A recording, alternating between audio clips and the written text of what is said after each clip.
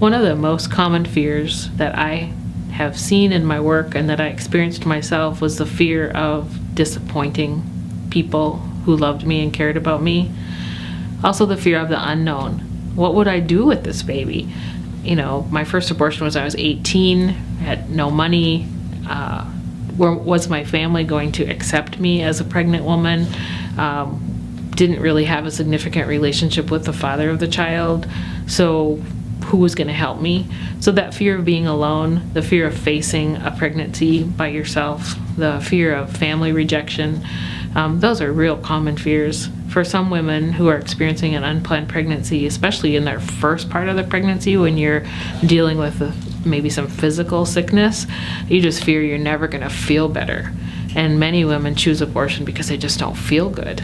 That they just, is this ever going to end? How am I going to work? How am I going to pay my bills? How am I going to keep going to school? I had one situation that I dealt with when a woman came to see me and she was pregnant and she was going to medical school to be a pediatrician. And she found herself pregnant. And she said, I can't be pregnant. I'm going to do my residency and I just can't have a baby right now.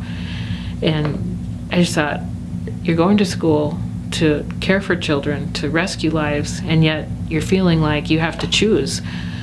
And I think that's a really common thing, is that we feel like we have to choose either our baby or our future, and that's such a lie, because it's 9 months of your life. And so many times we act on our fears, when if we would just take a deep breath and think through, okay, what am I really afraid of? Are those real fears? Are those fears that can be put aside? That's one of the reasons we have our center here, is that we try and maybe meet some of those fears head on and say, if you think you can't work, and that's one of the reasons why you're thinking about abortion, we have a program that can help you with 1 month of rent.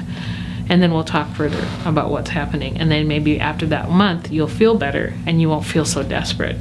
I think another fear we have is the fear of losing that relationship with the father of the baby, or losing that relationship with our parents, or with significant people in our lives.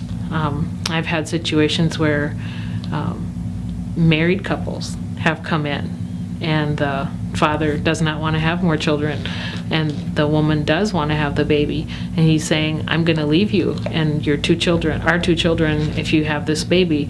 And so he's making her choose between a normal and stable life for her 2 children she already has and the life of this child.